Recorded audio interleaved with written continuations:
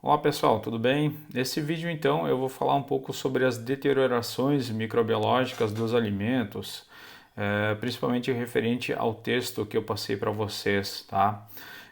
Que fala das deteriorações microbiológicas então dos alimentos e algumas das suas alterações químicas que ocorrem, né? Então, de forma geral, como vocês já estudaram na disciplina, quando as condições, tanto intrínsecas quanto extrínsecas, forem favoráveis, a multiplicação dos micro-organismos nos alimentos ela vai ocorrer. E a multiplicação de micro-organismos nos alimentos, ela, em boa parte das vezes, ela é um problema, né?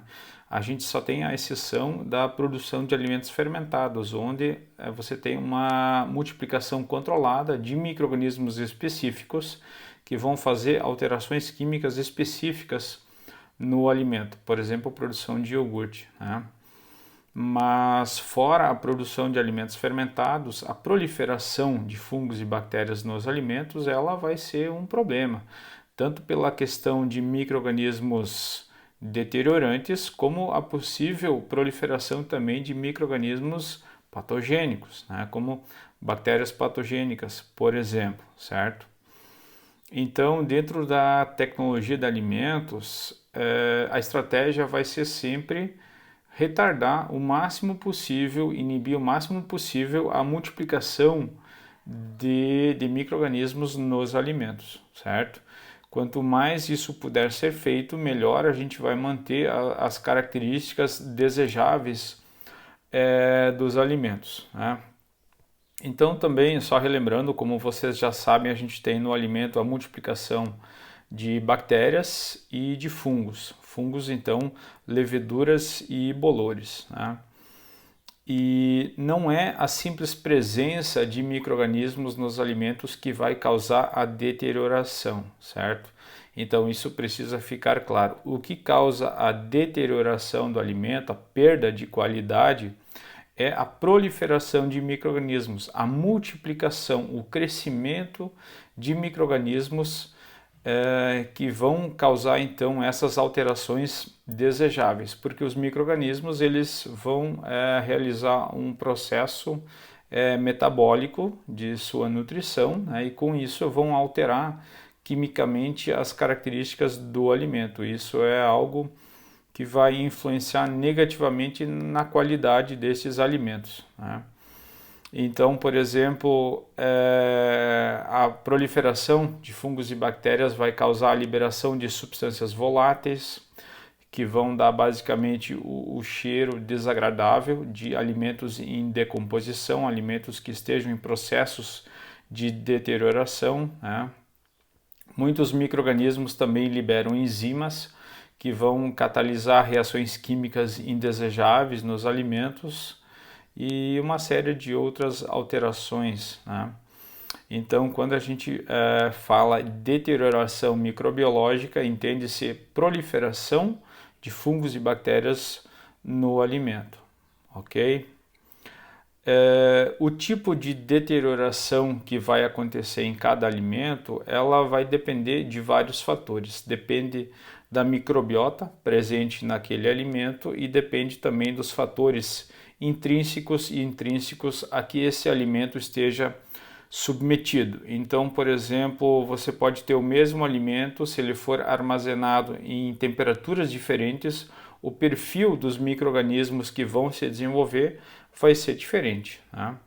Então, se tivermos, por exemplo, um alimento in natura, que você deixa a temperatura ambiente, as bactérias que vão se multiplicar em maior velocidade, que depois de um certo tempo vão prevalecer, vão ser bactérias mesófilas. Por outro lado, se este mesmo alimento for colocado em refrigeração, por exemplo, 8 graus Celsius, os micro-organismos que vão prevalecer depois de um certo tempo vão ser basicamente os psicrotróficos, né? Porque os mesófilos serão inibidos pela refrigeração. Então, não tem, digamos assim, um modelo, um padrão para a gente afirmar quais os micro-organismos que vão deteriorar cada tipo de alimento. Eu posso ter diferentes causas de deterioração no mesmo tipo de alimento, né? Então, mesmo alimentos iguais ou parecidos, eles podem ter perfis de deterioração bastante diferentes se eles estiverem em condições muito diferentes, tá?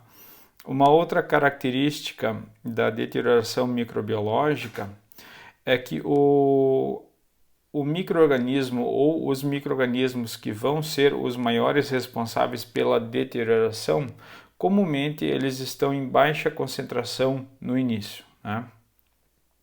Então, os alimentos frescos in natura, eles têm uma microbiota muito diversa, a presença de muitas espécies de bactérias e de fungos e além de outros micro-organismos, tá? Mas dependendo das condições que o alimento for submetido, uma bactéria ou mesmo um fungo que esteja lá em baixa concentração no meio de uma microbiota bastante heterogênea, ele vai se multiplicar em maior velocidade e depois de um certo tempo ele vai atingir altas contagens e vai ser o responsável então pela deterioração. E aí eu cito um exemplo bem simples. Por exemplo, a deterioração de carnes, ela é causada principalmente por bactérias do gênero Pseudomonas. E se analisarmos a carne logo após o abate, normalmente Pseudomonas ela está numa concentração muito baixa em relação a outros grupos de micro-organismos. Como que então essa bactéria consegue ser a responsável pela deterioração? Na verdade, pela própria característica de armazenamento da carne em temperaturas de refrigeração, vai inibir a grande maioria das outras espécies de micro-organismos, de bactérias, e como Pseudomonas é uma bactéria psicotrófica, ela vai conseguir se multiplicar com o passar do tempo e a sua concentração relativa a outros grupos de micro-organismos presentes ali, ela vai aumentar e depois de alguns dias, normalmente é a bactéria que está em maior concentração, né? Claro que essa carne, se ela não fosse colocada em refrigeração, se ela permanecesse à temperatura ambiente, não seria Pseudomonas a responsável pela deterioração, seriam basicamente bactérias mesófilas, né?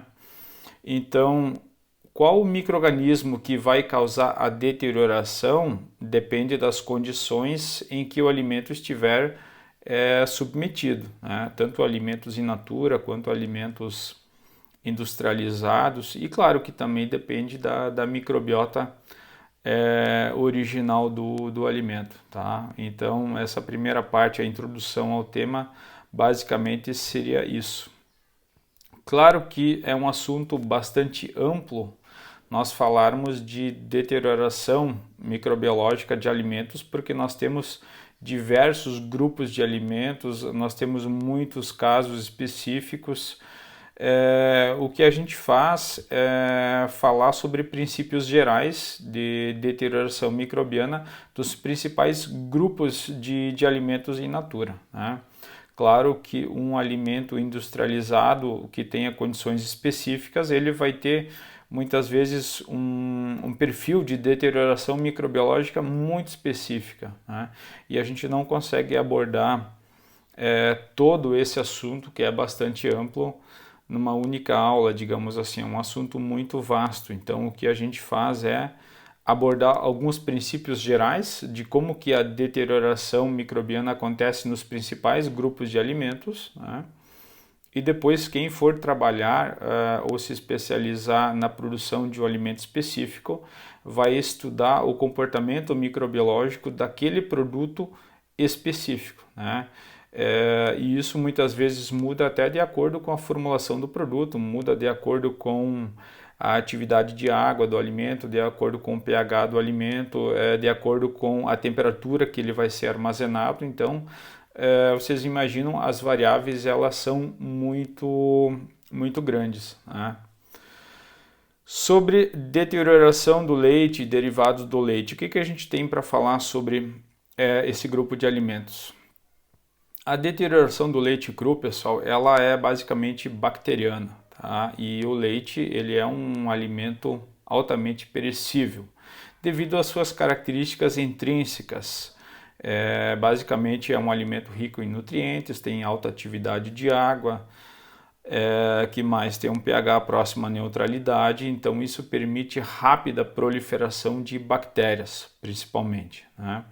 Então, mesmo que o leite cru esteja contaminado com fungos e bactérias de forma parecida, com muitas espécies de diferentes micro-organismos, o crescimento bacteriano ele vai prevalecer, porque o leite cru então ele apresenta condições ótimas para as bactérias, então as bactérias elas vão se multiplicar rapidamente e em questão de poucas horas elas vão ter uma concentração muito superior aos fungos, por exemplo, né? Então não significa que os fungos não possam se multiplicar, por exemplo, no leite cru ou mesmo leveduras, né? Que fazem parte do grupo dos fungos, mas as bactérias, pela característica da rápida proliferação, não dá nem tempo dos fungos começar a se desenvolver que o produto já vai estar deteriorado, né? O processo de deterioração microbiológica do leite cru ele depende muito das condições higiênico-sanitárias da ordenha, né? Então, a concentração da microbiota bacteriana no leite após a ordenha, ela varia enormemente de acordo com as condições higiênico-sanitárias da ordenha. Então, uma ordenha que não tenha boas condições sanitárias, a contagem ela é mais alta. Se a ordenha for feita seguindo normas higiênicas e tudo mais, e as vacas leiteiras não terem, por exemplo, uma infecção no úbre, mastite, por exemplo, né, facilmente você consegue concentrações abaixo de 10/5 UFC por ml, né, unidades formadoras de colônia por ml de leite. Já se a ordenha ela não é higiênica, se você não tiver ali cuidado com a contaminação, com a lavagem do material, com uma série de coisas, facilmente o leite ele atinge ali logo após a ordenha acima de 10/6, que é acima de 1 milhão de unidades formadoras de colônia por ml, então assim ele pode ser rapidamente deteriorado, né? Uma série de bactérias pode se multiplicar no leite, onde vão fazer basicamente ou muito comumente a fermentação lática, né? Onde o leite então ele vai sofrer esse processo de acidificação pela transformação da lactose então em ácido lático. Para se evitar a rápida deterioração do leite cru, se faz a refrigeração logo após a ordenha, o mais rápido possível, né? Para inibir então as bactérias, porque as bactérias que se multiplicam rapidamente no leite, elas são mesófilas, então uma vez que você baixa a temperatura ali, o recomendado é até 4 graus Celsius, todas as bactérias mesófilas elas vão ser inibidas de forma muito eficiente. Se esse resfriamento ele demorar a ser feito após a ordenha, o leite rapidamente ele pode ser deteriorado, ele vai ser acidificado, né? E aí você tem ali um grande problema. Entretanto, a refrigeração do leite, lá na propriedade rural, ela garante um prazo de validade de até 48 horas para o leite. Porque apesar das bactérias mesófilas serem 100% inibidas, nós temos um outro grupo de micro-organismos que vocês sabem que são um problema em alimentos refrigerados, que são os psicotróficos, tá? E um importante gênero bacteriano responsável pela deterioração do leite cru é a bactéria do gênero Pseudomonas. Então, inicialmente no leite cru, Pseudomonas está em baixa concentração, mas ela, por ser uma bactéria que consegue, apesar de lentamente se multiplicar no leite refrigerado, a sua concentração vai aumentando e seu leite ficar a 4 graus Celsius após vários dias, mesmo assim ele vai ser deteriorado, né? Uma característica interessante da bactéria Pseudomonas, quando eu falo da bactéria, é o gênero Pseudomonas, que são várias espécies, né? Principalmente Pseudomonas, mas não só. É a liberação, durante a sua multiplicação, de enzimas, tá? principalmente proteases, que vão degradar então proteínas, e lipases, que vão atacar basicamente a gordura do leite. Essas enzimas elas são termorresistentes. Isso significa que elas não vão ser destruídas no processo de conservação pelo calor do leite. Então, se você tiver uma considerável proliferação de bactérias psicotróficas, principalmente pseudomonas no leite cru, mesmo após o tratamento térmico, o envasamento do leite, essas enzimas elas vão continuar atacando as proteínas, os lipídios do leite, e ali você pode ter sérios problemas na qualidade do leite após algumas semanas ou alguns meses de armazenamento, né? Claro que você também pode ter problemas ali de bactérias patogênicas no leite cru e derivados, como por exemplo coliformes, a bactéria E. coli, que pertence aos coliformes, uma bactéria psicotrófica, que é a Listeria monocytogenes, que pode então se multiplicar no leite refrigerado e por aí vai, né? Várias bactérias patogênicas. No processo de pasteurização do leite, você tem a destruição de todas as bactérias patogênicas não esporuladas e você tem uma destruição acima de 99% das bactérias deteriorantes. Isso explica porque o leite pasteurizado precisa de refrigeração após a pasteurização, porque a eliminação da microbiota deteriorante ela não é total, não é 100%, porque é um tratamento térmico brando, né? Entretanto, o leite UHT, o famoso leite em caixinha, ele aliás é um alimento microbiologicamente estável, porque o tratamento térmico ali é muito mais intenso e ele vai eliminar todo o tipo de micro-organismo capaz de se multiplicar no produto final. Então você, no caso, não precisa de um outro método de conservação auxiliar, como no caso do leite pasteurizado. Então, sobre leite, basicamente seria isso. Claro que os derivados de leite, que são vários, cada tipo de produto, cada tipo de derivado do leite vai ter características intrínsecas muito diversas e pode ser submetido a microbiotas muito diversas, então não tem como falar de forma geral de deterioração de queijos, de deterioração de iogurtes. Isso, cada caso é sempre um caso. A gente traça algumas linhas gerais apenas nesse sentido, né? E sobre deterioração de carnes, o que a gente pode falar sobre esse tipo de produto? Carnes, então, basicamente também a deterioração vai ser basicamente bacteriana, tá? Os fungos eles também podem se multiplicar, mas as bactérias, em função da sua rápida multiplicação, elas que vão dominar o ambiente ali em questão de pouco tempo e os fungos não vão conseguir ser, então, os responsáveis pela deterioração, tá? A carne in natura, então, também a temperatura ambiente ela é altamente perecível, tá? Porque ela é um produto muito rico em nutrientes, tem alta atividade de água, o pH é relativamente elevado, o que é numa faixa que permite a rápida proliferação de bactérias, né? E a superfície dos animais que vão ser abatidos, tanto os suínos como bovinos, como aves, ela normalmente está bastante contaminada. A superfície, né, a pele, o couro, e também o trato gastrointestinal. Então, a contaminação basicamente ali é da carne do músculo, que no animal vivo é estéril, ela vai ser contaminada pela contaminação externa, né? Quando a gente analisa, por exemplo, bovinos, suínos, se sabe que após o abate você tem uma queda do pH.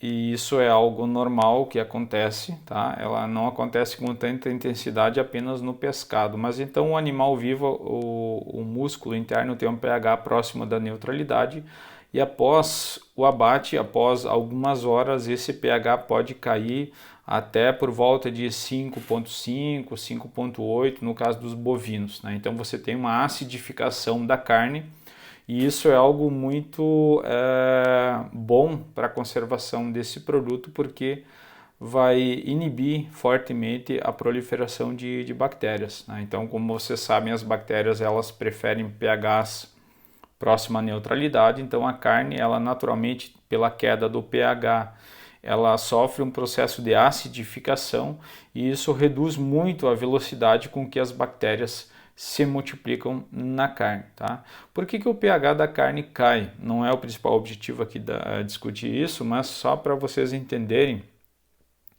que o músculo dos animais ele tem a reserva de carboidratos na forma de glicogênio, né? Então, após o abate dos animais, a célula muscular, para tentar se manter viva ali, ela vai fazer a glicogenólise, que é a degradação do glicogênio, e vai fazer o processo fermentativo de fermentação lática, que nesse caso é um processo metabólico anaeróbio da própria fibra muscular, não tem nada a ver com fermentação microbiana, né? Então, é uma forma do músculo gerar ATP. Acontece que a degradação do glicogênio muscular ele gera acúmulo de ácido lático no músculo. E isso faz com que o pH caia, tá? Então, no abate dos animais, principalmente bovinos, você pode ter um problema, e esse defeito se chama defeito DFD, tá?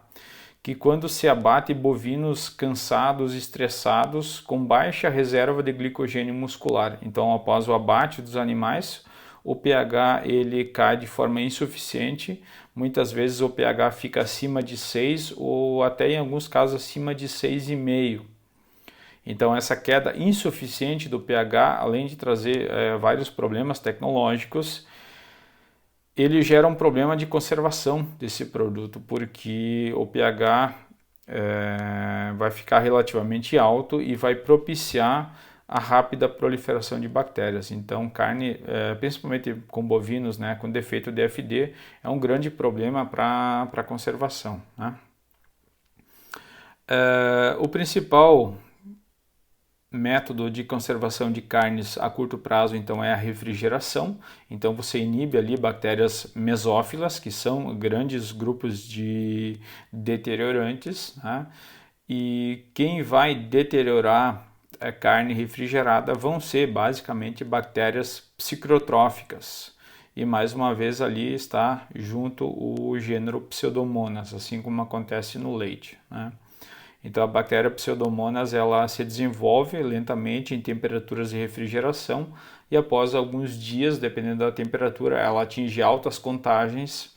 Então dessa forma ela vai deteriorando a carne, né? Ela vai extrair dali nutrientes, energia e vai degradando então esse produto.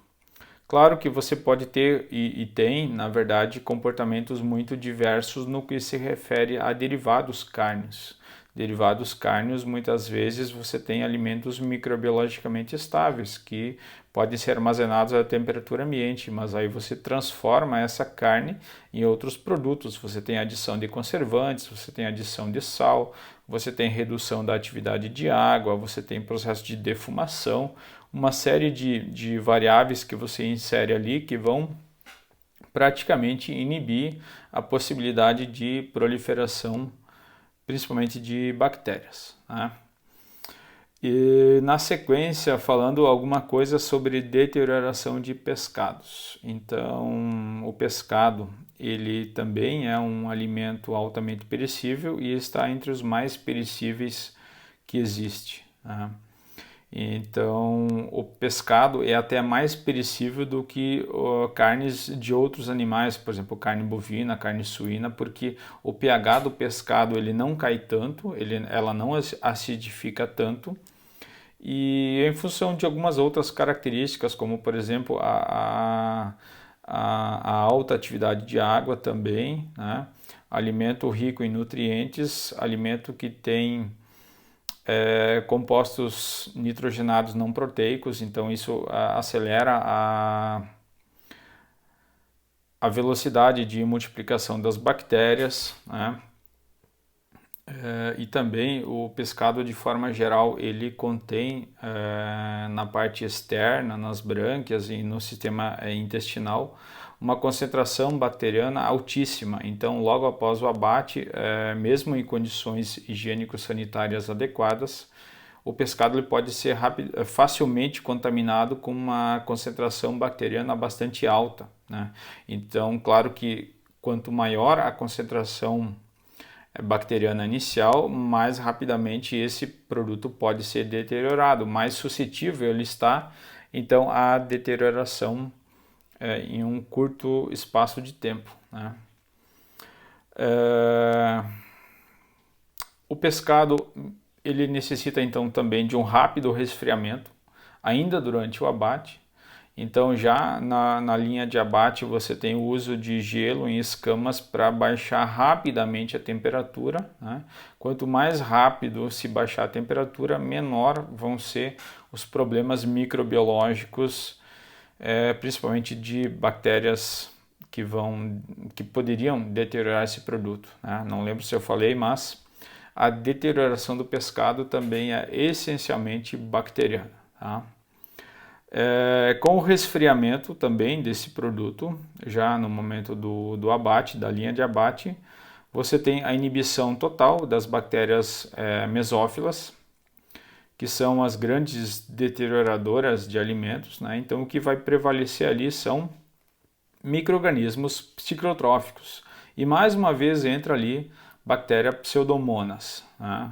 Então essa bactéria também, se as condições permitirem, após alguns dias ela pode atingir altas contagens e então deteriorar esse produto, tá?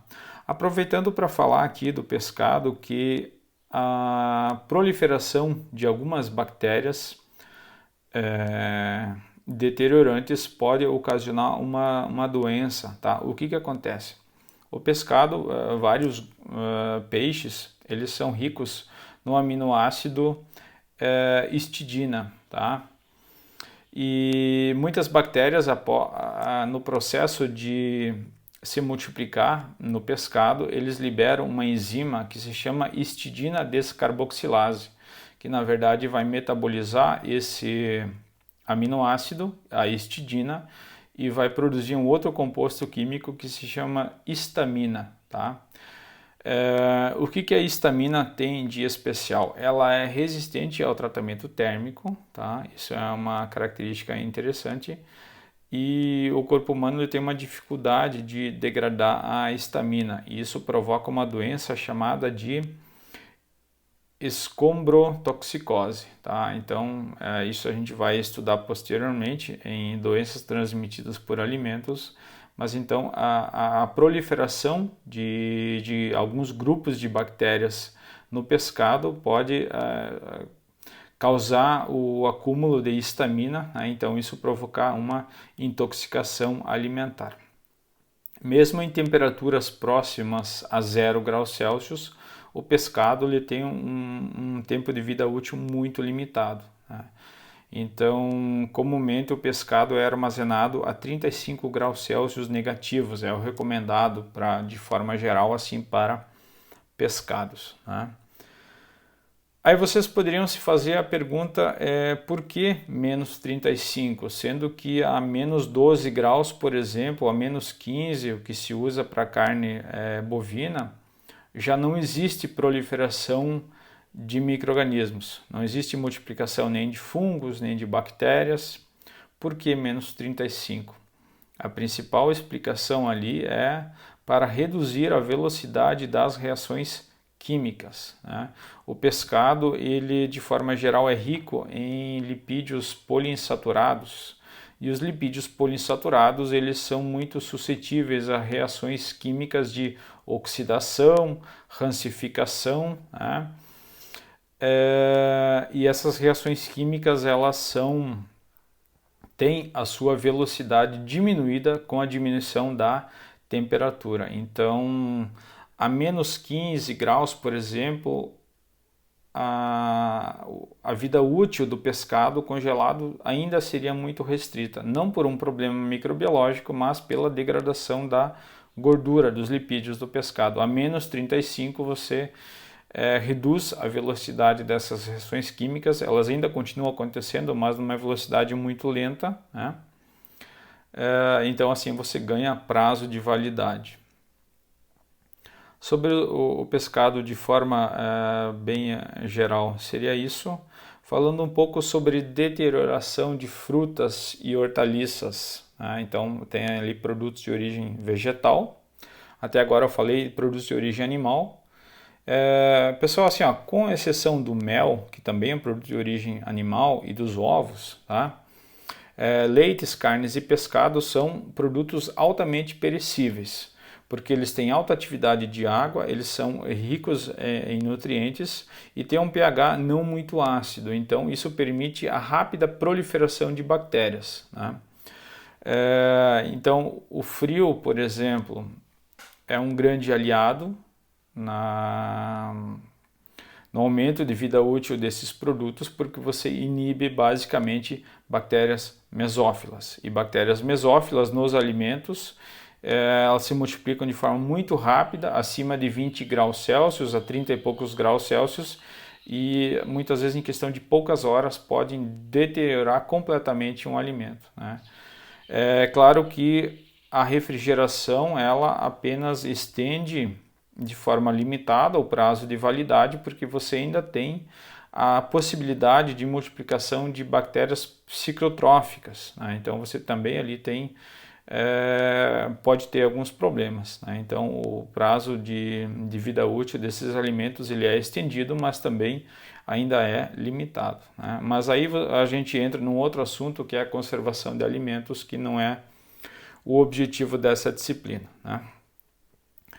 A deterioração de frutas e hortaliças ela difere bastante de produtos de origem animal, tá? De forma geral, frutas e hortaliças eles são alimentos perecíveis, com algumas exceções. A gente tem algumas frutas, por exemplo, que não são muito perecíveis devido às suas características, né?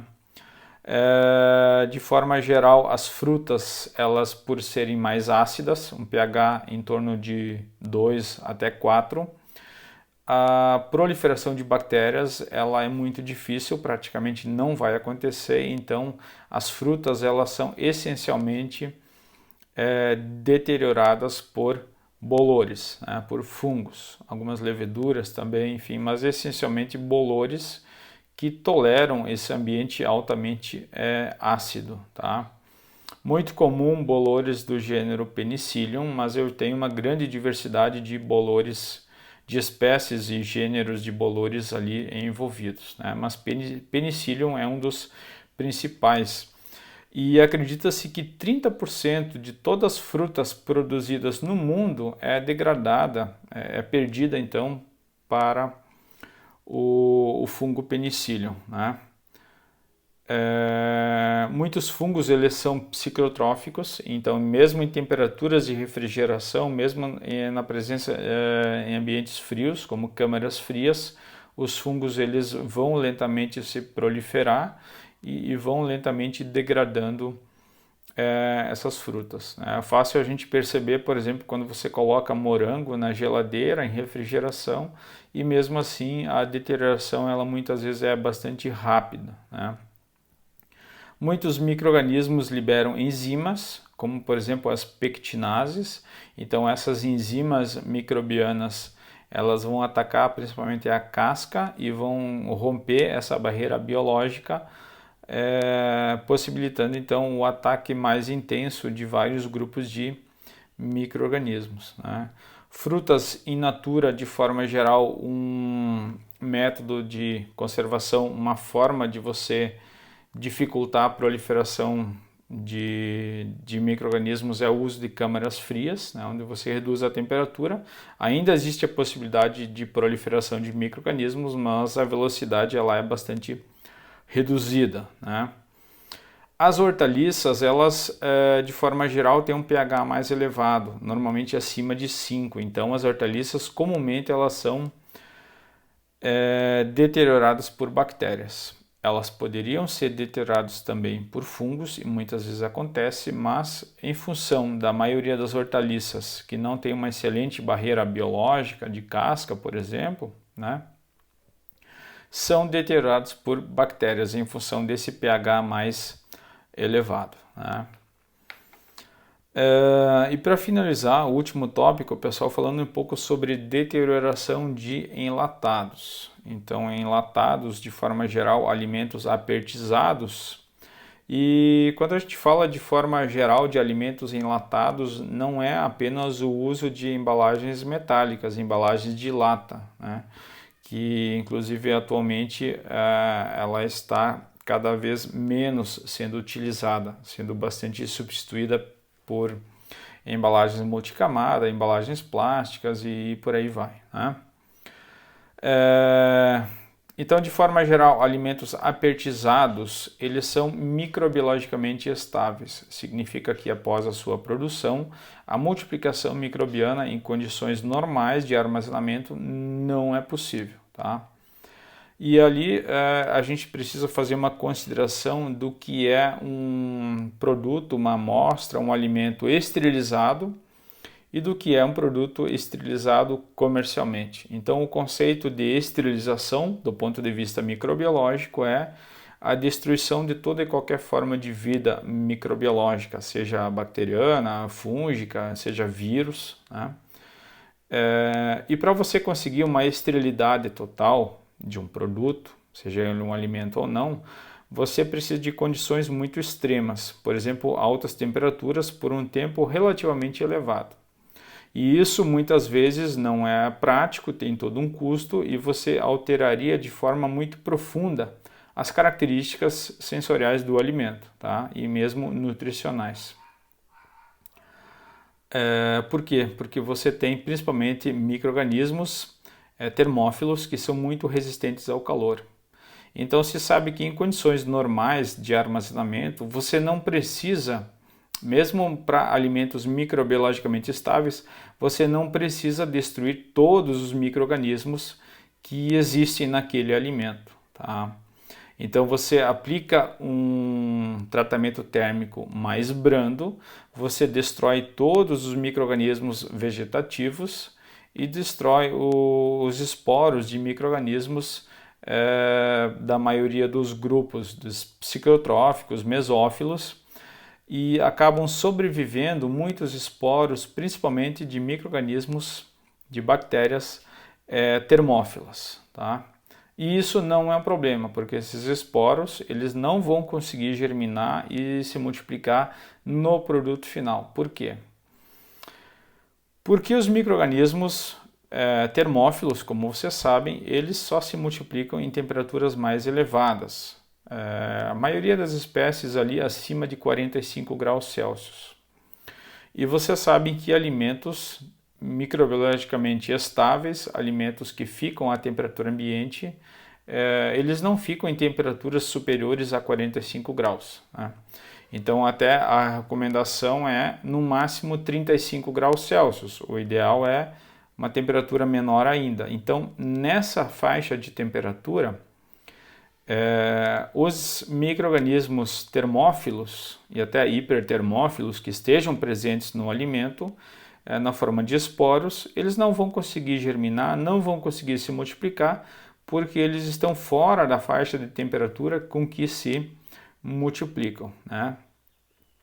Entretanto, se você tiver um problema na temperatura de armazenamento, esses esporos poderão germinar e aí você pode ter um problema de conservação desse produto, né?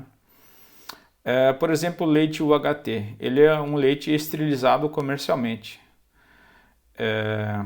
O que isso significa? Que ali não existem micro-organismos que possam se multiplicar no produto final nas condições recomendadas de armazenamento.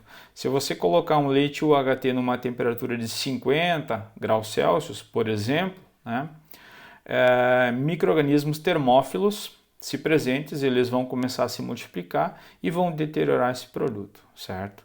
Então isso são observações bastante importantes. Alimentos microbiologicamente estáveis precisam ficar numa temperatura inferior a 35 graus Celsius. Claro que aí tem outras variáveis, tem alimentos que talvez não possam passar de 25 graus por outros motivos, né? A deterioração de alimentos enlatados, alimentos apertizados, pessoal, ela é muito mais difícil, tá? normalmente é devido a erros de processamento. Por que é mais difícil? Porque a indústria de alimentos, ela normalmente tem um controle bastante rígido das condições de processamento, das condições de tratamento térmico com calor, a questão de tempo, temperatura. Então, só se houver uma falha do processamento que você vai ter uma alteração do produto final, né?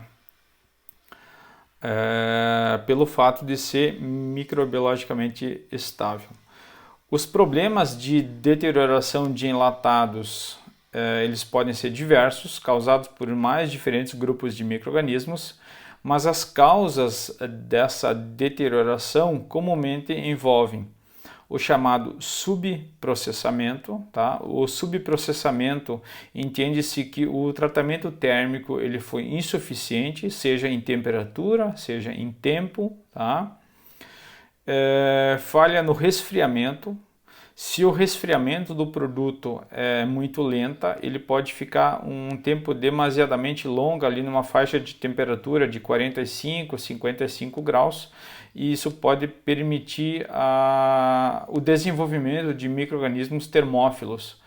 Então o resfriamento ele tem que obedecer uma certa velocidade. Você não pode ter um resfriamento natural, digamos, e de repente o resfriamento demorar 3, 4 horas. Então ele vai ficar muito tempo numa temperatura que permite a multiplicação de termófilos, tá?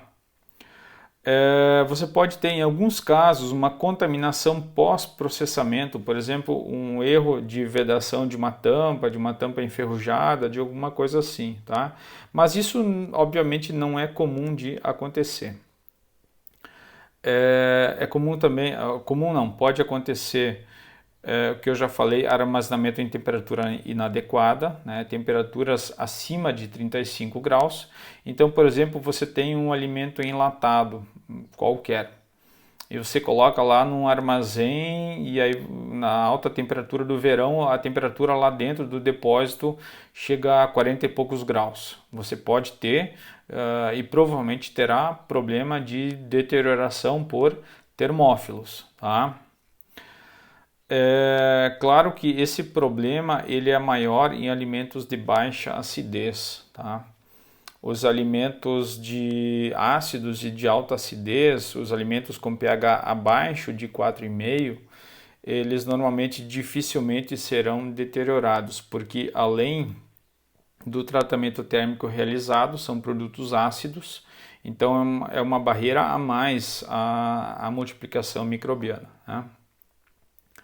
E aproveitando para falar que então nos alimentos apertizados de baixa acidez, tá? pH acima de 4,5, o tratamento térmico ele tem que ser muito mais intenso, tá? Por que ele precisa ser mais intenso? Acredito que vocês verão maiores detalhes disso na disciplina de conservação de alimentos, porque nós temos uma bactéria patogênica que se multiplica e produz toxinas quando o pH é acima de 4,5 e quando ele está numa condição de anaerobiose, ou seja, na ausência de oxigênio, que é característico de alimentos enlatados, né? E essa bactéria chama-se, então, como vocês já devem saber, Clostridium botulinum, tá? Então essa bactéria, ela germina, os esporos dessa bactéria germinam e produzem toxinas botulínicas quando o pH do alimento está acima de 4,5 e sem oxigênio, tá? Então o palmito em conserva, por exemplo, é um desses exemplos. O tratamento térmico tem que ser muito bem dimensionado para você garantir que o tempo e a temperatura empregados irão destruir todos os esporos dessa bactéria. Esse problema você não tem na maioria dos alimentos enlatados que por exemplo, tem adição de ácido, como por exemplo vinagre, né? Então um pepino em conserva não tem esse problema porque o pH é muito abaixo de 4,5, certo? Então, pessoal, de forma geral seria isso, né? Claro que essas informações que eu passei para vocês aqui nesse vídeo, elas são genéricas e eu falei dos principais grupos de alimentos. mas sempre quando vai se analisar a deterioração microbiológica de um alimento, se ela vai ocorrer ou não, qual o micro-organismo normalmente envolvido, eu preciso analisar o alimento específico em questão. Qual que é a microbiota característica daquele alimento, quais que são as condições que esse alimento vai ser armazenado, as condições extrínsecas, né? Principalmente temperatura, mas não só. Quais que são as características intrínsecas desse alimento, qual que vai ser o seu pH, qual que é a atividade de água, né? Então a gente pode fazer de forma geral algumas inferências gerais que se aplicam de forma geral aos alimentos, mas cada tipo de alimento, seja ele in natura ou processado, vai ter um comportamento microbiano muito específico daquele produto em particular, né? Quando a gente fala de frutas, por exemplo, eu não tenho o mesmo comportamento de deterioração em todas as frutas, porque a microbiota varia, a barreira biológica, a casca varia, o pH da fruta varia, a presença de nutrientes, os tipos de vitaminas presentes varia, então cada tipo de produto, seja ele natural ou industrializado, tem um comportamento de deterioração que é diferente. Isso acontece, por exemplo, com pescado, pescados de águas mais frias vão ter um tipo de microbiota, vão ter um tipo de alteração. Pescados de águas mais tropicais, águas mais quentes, vão ter uma maior concentração de bactérias mesófilas. O perfil de micro-organismos deteriorantes que vão se multiplicar ali vai ser diferente, né? Então isso é muito diverso, é muito amplo. Você tem muitas variáveis que influenciam qual o tipo de micro-organismo que vai se multiplicar, em que velocidade, quais as alterações que vão surgir e por aí vai, né? E para fechar essa videoaula, pessoal, dizer assim para vocês que é praticamente impossível a gente inibir totalmente a multiplicação de micro-organismos nos alimentos. Eu consigo isso somente quando eu tenho alimentos microbiologicamente estáveis, ou com atividade de água muito baixa, ou alimentos enlatados, ou alimentos que estejam congelados, né, ficando nos principais exemplos. Na maioria dos alimentos, eu vou administrar a velocidade com que micro-organismos deteriorantes se multiplicam, né? Então, por exemplo, se eu tenho uma carne in natura, uma carne bovina em refrigeração, 5 graus Celsius, a multiplicação bacteriana ali, ela vai estar acontecendo, tá?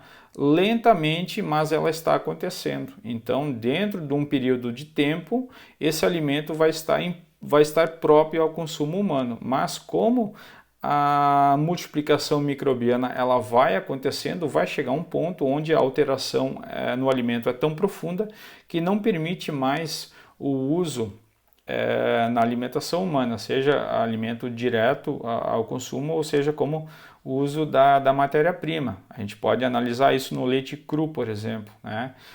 Então você tem ali uma alta microbiota inicial, que facilmente passa de 1 milhão de unidades formadoras de colônia por ml. Você armazena esse produto em refrigeração. Você inibe totalmente mesófilos, é a coisa mais fácil de fazer, é inibir totalmente mesófilos.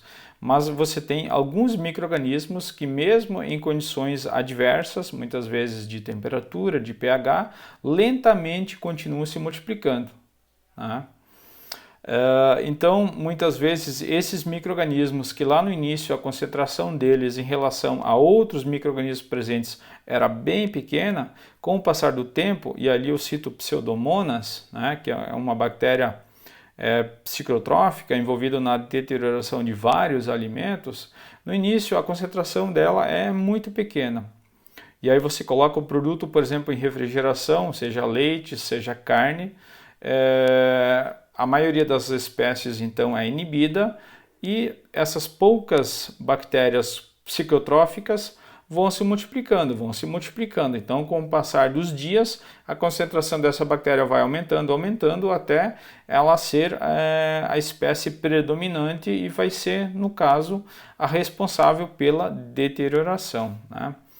A deterioração microbiológica, ela em boa parte das vezes vai ser causada por uma ou algumas espécies, sejam de bactérias, de fungos, e vão ser aquelas que vão conseguir se multiplicar naquelas condições em maior velocidade, né? Então, por que as frutas, basicamente ácidas, são deterioradas por fungos e não por bactérias? Porque as bactérias têm a limitação de se desenvolver num pH ácido, os fungos lentamente vão proliferando ali e vão conseguir se desenvolver, mesmo que estejam em baixa concentração no início, e após um certo tempo vão ser a espécie ou o micro-organismo maior concentração e vão ser então os responsáveis pela deterioração. Certo, pessoal? Então, em linhas gerais era isso. Claro que é importante vocês lerem com atenção o texto que eu passei para vocês, assim também como lerem capítulos de livros de microbiologia de alimentos, então para se aprofundar em algumas questões mais detalhadas que eu preferi não aprofundar agora, que não é o objetivo de um vídeo, tá? Certo, pessoal? Então, até mais.